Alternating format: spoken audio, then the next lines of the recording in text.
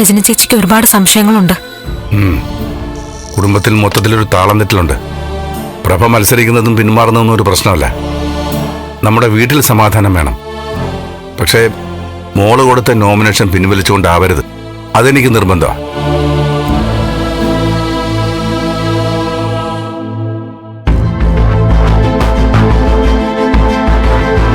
Sister, ഡിസ്ചാർജിന്റെ കാര്യമൊന്നും പറഞ്ഞില്ല. എപ്പോഴായിരിക്കും? Doctor വരും മാഡം, ഡോക്ടർ പറയും.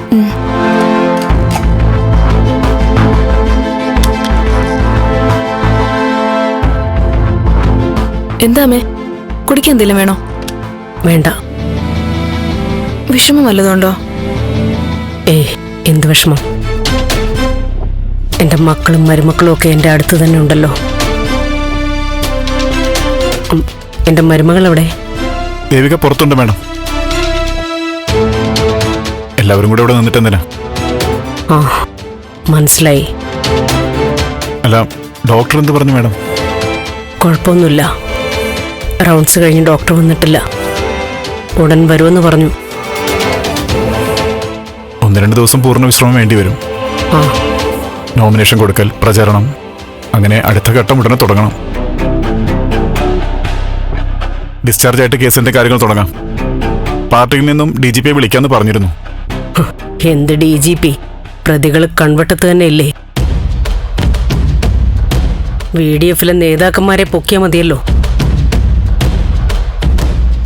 നമ്മുടെ കുടുംബത്തിലുണ്ടല്ലോ. സിദ്ധുവിനെയും ദേവികയും ഒക്കെ ചോദ്യം ചെയ്താൽ തന്നെ കാര്യങ്ങൾ വ്യക്തമാവും. അമ്മേ, ഈ അവസ്ഥയിൽ വെറുതെ ഓരോന്ന് പറയരുത്. അച്ഛനും ദേവിയൊന്നും രാഷ്ട്രീയ ഗുണ്ടകളൊന്നുമല്ല. പിന്നെ ഏത് ഗുണ്ടകളാ ചെയ്തതെന്ന് നീ പറ. അമ്മേ, എനിക്ക് നന്ദാ, മെല്ലെ മതിയാക്ക്.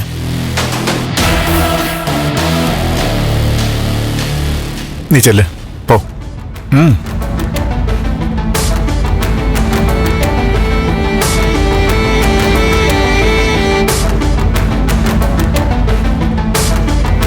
സിദ്ധുവും ദേവികയും അറിയാതെ ഇങ്ങനൊന്നും സംഭവിക്കില്ല. അതൊക്കെ തെറ്റിദ്ധാരണയാ മാഡം. 100 അല്ല 101% തെറ്റിദ്ധാരണ. പുറത്തുള്ളവർ പറയുന്നൊന്നും വിശ്വസിക്കരുത്. ഇക്കാര്യത്തിലെല്ലാം മനസ്സിലാക്കാൻ പുറത്തുള്ളവരൊന്നും പറയണമെന്നില്ല. ദേവികയ്ക്ക് അറിയാമായിരിക്കും ഉറപ്പ് പറയുന്നില്ല. പക്ഷേ സിദ്ധുവിന് സൂചന കിട്ടിക്കാണും. സാറിന് അങ്ങനെ ഒരു സൂചന കിട്ടിയിരുന്നെങ്കിൽ സാർ പാർട്ടി തന്നെ ഇപ്പൊ കാണില്ലായിരുന്നു. മാഡം, നമുക്കത് പിന്നീട് സംസാരിക്കാം. ഗിരിക്ക് അച്ഛനോട് ഇപ്പോഴും ഒരു കൂറുണ്ട്. ആ, ഉണ്ട്. എന്റെ ഭാര്യയുടെ അച്ഛനാ, പിന്നെ നല്ല മനുഷ്യനാ, നല്ല രാഷ്ട്രീയക്കാരനാ. പിന്നെ ഇഷ്ടപ്പെടാതിരിക്കേണ്ട കാര്യമില്ലല്ലോ. മാഡം, ചെറിയൊരു ന്യൂസ് ഉണ്ട്. എന്താ ഗിരീഷ്? മാഡത്തിന്റെ ഇലക്ഷൻ കോർഡിനേറ്ററായിട്ട് എന്നെയാ പാർട്ടി ചുമതലപ്പെടുത്തിയിരിക്കുന്നത്. ആണോ? അതെ അമ്മേ, അറിഞ്ഞപ്പോ എനിക്ക് സന്തോഷമായി. പ്രചരണം, മീറ്റിങ്ങുകൾ, അങ്ങനെയെല്ലാം ഞാനാ ചാർട്ട് ചെയ്യുന്നത്. 5 പേരടങ്ങുന്ന കമ്മിറ്റി ഞാൻ ലീഡ് ചെയ്യും. നന്നായി. എനിക്കപ്പോ ഒരു സ്വാതന്ത്ര്യം ഉണ്ടല്ലോ. മാഡത്തിന്റെ ഈ അപകടത്തിൽ PDF ഓഫീസുകൾക്ക് നേരെ ധർണയും പ്രകടനവും ഒക്കെ പ്ലാൻ ചെയ്തതാ. ഞാനാ തടഞ്ഞത്. അതെന്തിനാ ഗിരീഷ്? പ്രതിഷേധിക്കണ്ടേ? യാഥാർത്ഥ്യം ഇതുവരെ വ്യക്തമായില്ലല്ലോ മാഡം. VDF ആണ് പുറകിലെന്ന് ഉറപ്പായ നമ്മൾ പ്രതിഷേധ മാർച്ച് നടത്തും. അതിലൊരു തർക്കവുമില്ല. ആ, സിദ്ധുവിനോട് ഗിരീഷിനൊരു അനുഭവം ഉണ്ടല്ലോ. വ്യക്തിപരമായ ഇഷ്ടങ്ങളും ഇഷ്ടക്കേടുകളും ഒരു പ്രസ്ഥാനത്തിന്റെ കാര്യത്തിൽ ഞാൻ നോക്കില്ല മാഡം. തെരഞ്ഞെടുപ്പാണ്. വോട്ട് കിട്ടാനുള്ള സാധ്യതകളെല്ലാം നമ്മൾ ഉപയോഗിക്കുക തന്നെ വേണം. പക്ഷേ ഇത് കലക്ക വെള്ളത്തിൽ മീൻ പിടിക്കുന്ന പോലാവും. ഇപ്പൊ തന്നെ പാർട്ടിയുടെ പ്രാദേശിക യൂണിറ്റുകൾ ചില പ്രതിഷേധ മീറ്റിങ്ങുകളൊക്കെ തുടങ്ങിയിട്ടുണ്ട്. പക്ഷേ ഇവിടെ അത് വേണ്ട. അതെ അമ്മേ, കാര്യങ്ങൾ വ്യക്തമാവട്ടെ. മാഡം, ഒരു കാര്യം കൂടെ. എന്താ? 2 ദിവസത്തിനകം നോമിനേഷൻ കൊടുക്കാനാ പാർട്ടിയുടെ തീരുമാനം. ആണോ? ഓക്കെ. എന്തായാലും ഡോക്ടർ വരുമ്പോൾ ഡിസ്ചാർജിന്റെ കാര്യം പറയും. മാഡം വിശ്രമിക്കേ, ഞാൻ പുറത്തുണ്ടാവും.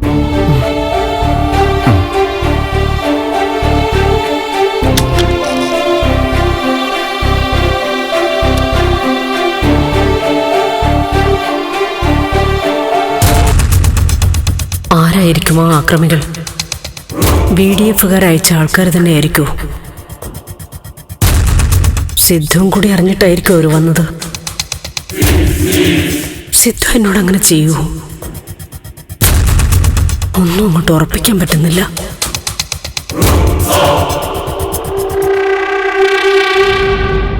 എന്തൊക്കെയായാലും ശരി, ഗിരീഷേട്ടൻ ഈ ചുമതല ഏറ്റെടുക്കാൻ പാടില്ലായിരുന്നു. കുടുംബത്തിലെല്ലാരെയും കൂട്ടി യോജിപ്പിച്ച് പോകുന്ന ആളാ ഗിരീഷേട്ടൻ. ആരുടെയും പക്ഷം പിടിച്ച് സംസാരിക്കില്ല. അങ്ങനെയുള്ള ആളിപ്പോ ഒരാൾക്ക് വേണ്ടി മാത്രം പ്രവർത്തിക്കാന്നൊക്കെ പറയുമ്പോ കുടുംബത്തിന് അത് ബാധിക്കും. നീ പറയുന്നത് കേട്ടാ ഇവിടെ ഇതുവരെ കുടുംബത്തിൽ ഒന്നും ബാധിച്ചിട്ടില്ലെന്ന് തോന്നുമല്ലോ. ഏത് കാര്യമായാലും ശരി, അവിടെ പ്രഭകുഞ്ഞ് ഒറ്റപ്പെട്ട അവസ്ഥയിലായിരുന്നില്ലേ? പ്രഭകുഞ്ഞിന്റെ വശം പറയാൻ ആരെങ്കിലും ഒരാൾ വേണ്ടേ? ഗിരീഷ് ഈ ചുമതലയിലേക്ക് വന്ന് വളരെ നല്ല കാര്യം. ഗിരീഷ് രജനി ഇനി പ്രഭകുഞ്ഞിന്റെ കൂടെ നിൽക്കുമല്ലോ, അത് മതി. ഒറ്റപ്പെട്ട് നിൽക്കുന്ന പ്രഭകുഞ്ഞിന് കിട്ടുന്ന ഒരു ആശ്വാസ ഗിരീഷിന്റെ ഈ വരവ്. വന്ന് വന്ന് ചന്ദ്രത്തുപ്പ 2 ചേരിയായി. ചേരി തരുവ ആരാ കൊണ്ടുവന്നത്? പ്രഭകുഞ്ഞ് ദേവിയുടെ കാല് പിടിച്ച് പറഞ്ഞതല്ലേ മത്സരിക്കാൻ പാടില്ലെന്ന്, കേട്ടോ? അപ്പൊ ഇനി വരുന്നൊക്കെ അനുഭവിക്കട്ടെ. ഇനിയിപ്പോ ഗിരീഷ് മുൻകൈ എടുത്തിറങ്ങും പ്രഭകുഞ്ഞിനെ ആക്രമിച്ചവരെ പൂട്ടാൻ. അന്വേഷിച്ചു വരുമ്പോഴേ അത് സിദ്ധാർത്ഥ സാറിൽ തന്നെ വന്നെത്തുകയും ചെയ്യും. നീ കണ്ടോ?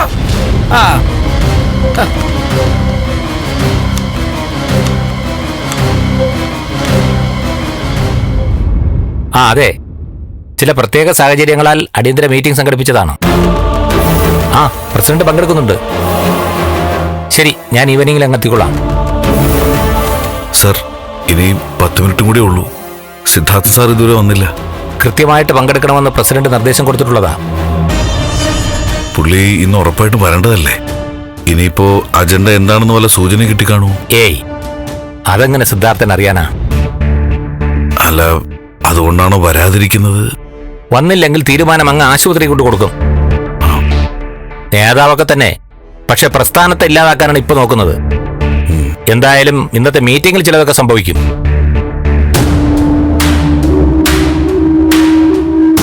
സർ, പുള്ളി വന്നു. നമസ്കാരം. നമസ്കാരം.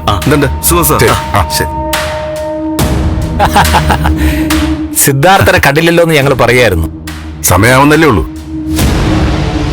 ഒരു കമ്മിറ്റിയിലും അവധിക്ക് അപേക്ഷിക്കാതെ കൃത്യസമയത്ത് പങ്കെടുക്കുന്ന ആളാ ഞാൻ. അല്ല, സാറിനെ ആശുപത്രിയിൽ മാഡത്തിന്റെ കൂടെ ആയതുകൊണ്ട് ചിലപ്പോൾ വരില്ല എന്ന് കരുതി. ഞാൻ വരുമെന്ന് പ്രസിഡന്റിനോട് പറഞ്ഞിരുന്നല്ലോ. അല്ല, വന്നല്ലോ. എന്താ രാധാകൃഷ്ണ മുഖത്തൊരു ടെൻഷൻ? ഏയ്, ഒന്നുമില്ല. സിദ്ധാർത്ഥൻ വരൂ, നമുക്ക് ഹാളിലേക്ക് പോവാം. വരൂ സർ. അതെ, എല്ലാരും വാ വാ വാ വാ. സാർ നടക്കൂ. നടക്കൂ നടക്കൂ.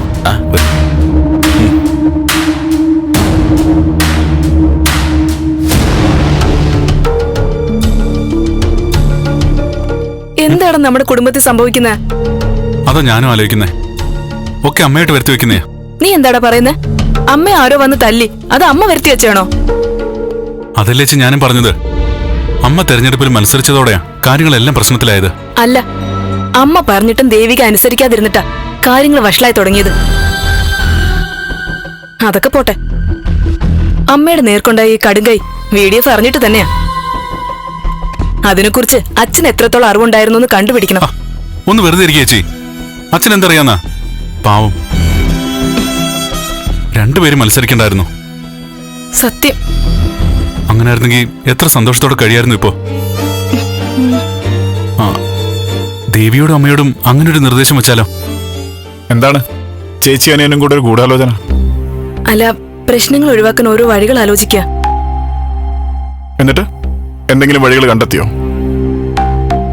ദേവിയമ്മയും മത്സരത്തിൽ നിന്ന് പിന്മാറിയാലോ എന്നൊരു ചിന്ത വന്നു.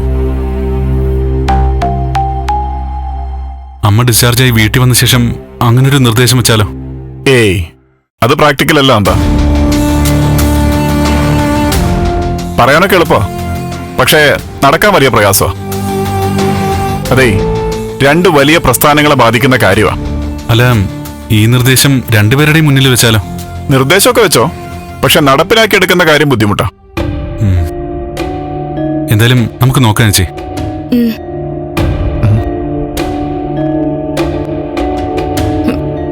ഗിരി, ദേവികയോട് നന്ദ സംസാരിച്ചോളും. അമ്മയോട് നമുക്കൊന്ന് സംസാരിച്ചാലോ? ഓ, പക്ഷെ എന്റെ ഭാഗത്തുനിന്ന് ഒരു ശ്രമം ഉണ്ടാവില്ല. ആങ്ങളെയും പെങ്ങളും കൂടെ എന്താന്ന് വെച്ചാൽ തീരുമാനിച്ചോ.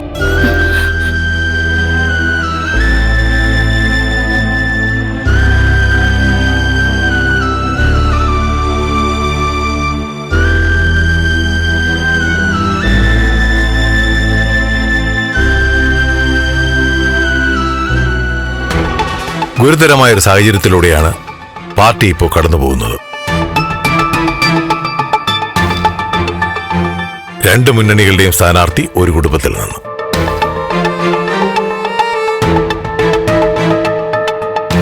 നമ്മുടെ കുത്തക വോട്ടുകൾ തന്നെ ഭിന്നിച്ചു മാറാനുള്ള സാഹചര്യങ്ങൾ കാണുകയാണ്.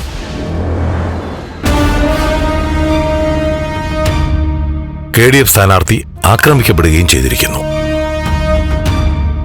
ഈ അവസ്ഥ എങ്ങനെ നേരിടാം എന്നതിനെക്കുറിച്ചാണ് നമുക്ക് ചർച്ച ചെയ്യേണ്ടത്.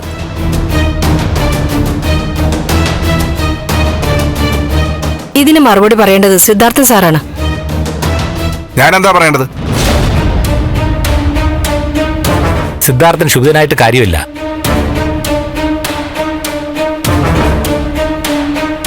ഇവിടെ പറയേണ്ട കാര്യമില്ല, എങ്കിലും പറയാണ്. നമ്മുടെ ഘടകകക്ഷിയിലെ മുതിർന്ന മന്ത്രിയുമായിട്ട് സംസാരിച്ചപ്പോ അദ്ദേഹം പറഞ്ഞത് സിദ്ധാർത്ഥന്റെ പിടിപ്പ് കിടന്നാണ്. ആരാത് പറഞ്ഞത്? മന്ത്രിയുടെ പേരും കൂടെ പറ. എനിക്ക് മറച്ചു വെക്കേണ്ട കാര്യമില്ല, വറീദ് കുട്ടി സാഹിബ് തന്നെ.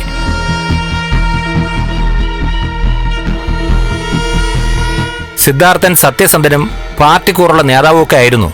പക്ഷെ ഇപ്പോ കുടുംബത്തിന്റെ നേട്ടം ചിന്തിച്ചു തുടങ്ങിയിരിക്കുന്നു. PDF ജയിച്ചാലും KDF ജയിച്ചാലും കുടുംബത്തിലൊരു MLA ആയല്ലോ എന്നാണ് അദ്ദേഹം പറഞ്ഞത്.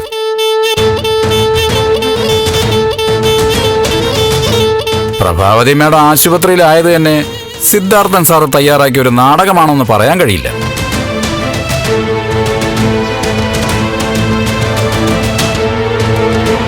അത് നേരാ. പ്രഭാവതിക്ക് സഹതാപം കിട്ടാനും വോട്ട് കൂടാനുള്ള നാടകമായിരിക്കും ഇത്. എന്തായാലും ഈ പ്രതിസന്ധിയുടെ ഉത്തരവാദിത്വം സിദ്ധാർത്ഥൻ ഏറ്റെടുത്തേ പറ്റൂ. ഇതിന്റെയൊക്കെ ഉത്തരവാദിത്തം ഞാൻ ഏറ്റെടുക്കുന്നു, മാപ്പും പറയുന്നു.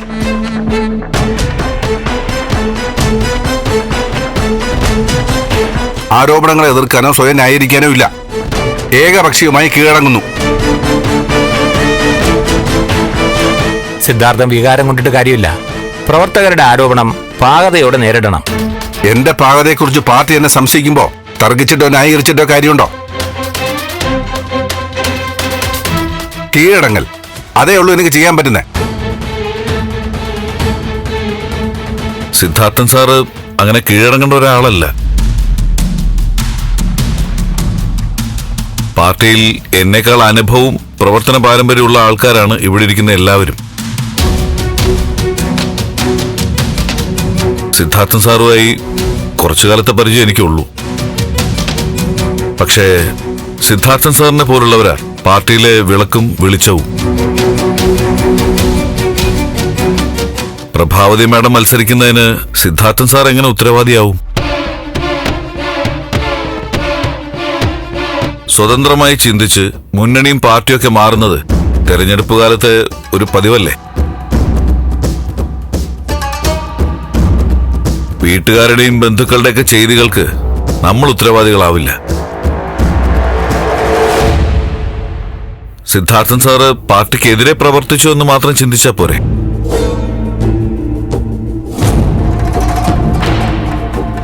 പ്രസ്ഥാനത്തിനു വേണ്ടി ജീവൻ തന്നെ കൊടുക്കാൻ നിൽക്കുന്ന സിദ്ധാർത്ഥൻ സാറിനെതിരെ ഒരു ചെറിയ പരാമർശം പോലും പാടില്ല എന്നാണ് എന്റെ അഭിപ്രായം.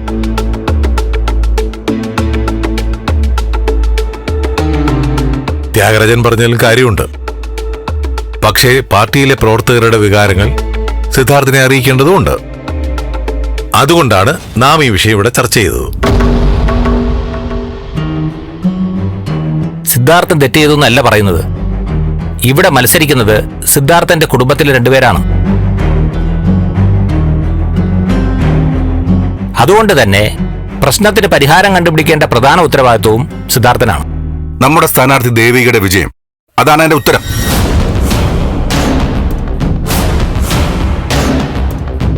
എന്റെ പാർട്ടിയിലെ കുറച്ചു പേർക്കെങ്കിലും എന്നെ സംശയം വന്നിരിക്കുന്നു. അതിന് ഞാൻ അവരെ കുറ്റപ്പെടുത്തുന്നില്ല.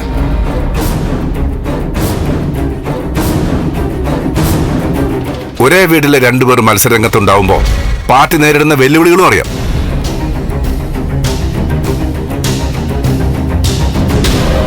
എന്തായാലും എന്റെ ഭാര്യ KDF പക്ഷത്തേക്ക് പോയതുകൊണ്ട് തന്നെ ദേവികയുടെ വിജയം ഉറപ്പിക്കേണ്ടത് എന്റെ കടമയാണ്.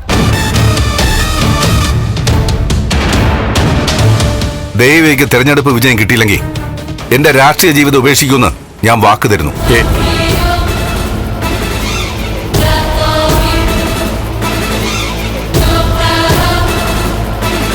ഏയ്, അങ്ങനൊരു തീരുമാനമൊന്നും എടുക്കണ്ട.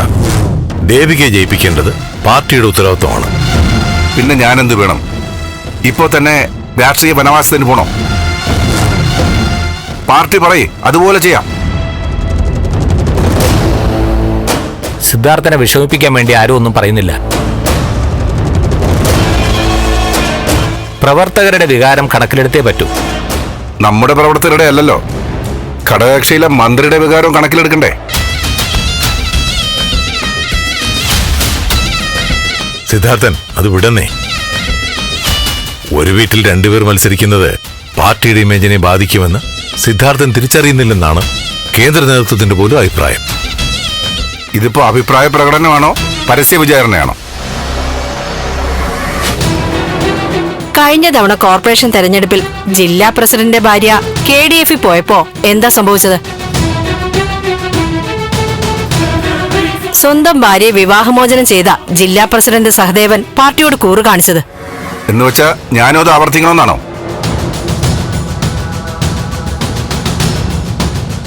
പാർട്ടിയുടെ കൂടെയാണ് നിൽക്കുന്നതെങ്കിൽ സാറ് ഭാര്യയെ ഡിവോഴ്സ് ചെയ്യുന്നതായിരിക്കും ഉചിതം.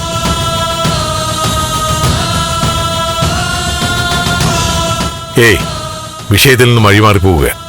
ആ രീതിയിലാരും ചിന്തിക്കണ്ട.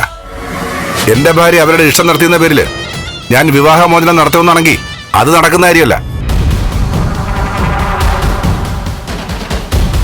സിദ്ധാർത്ഥൻ അത് കാര്യമാക്കണ്ട. പ്രവർത്തകർ പല അഭിപ്രായങ്ങളും പറയും. ഇത് സ്വയം പറയുന്നതല്ല, ആരോ പറഞ്ഞു പറയിപ്പിക്കുന്ന പോലെ തോന്നുന്നത്.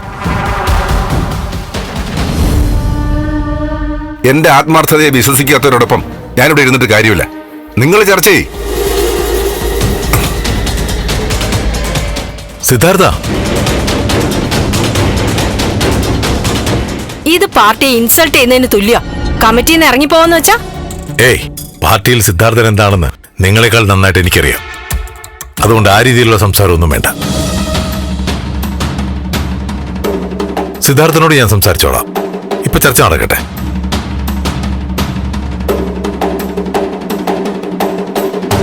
ഇതിന്റെ പേരിൽ സിദ്ധാർത്ഥൻ സാറിനെതിരെ നടപടി ഉണ്ടായാൽ നമ്മുടെ പാർട്ടിയിൽ നിന്ന് ഒരുപാട് പേര് കൊഴിഞ്ഞു പോകും. അതുകൊണ്ട് ഈ പ്രശ്നം ഗണ്യമായിട്ട് പരിഗണിക്കണമെന്നാണ് എന്റെ എളിയ അഭിപ്രായം.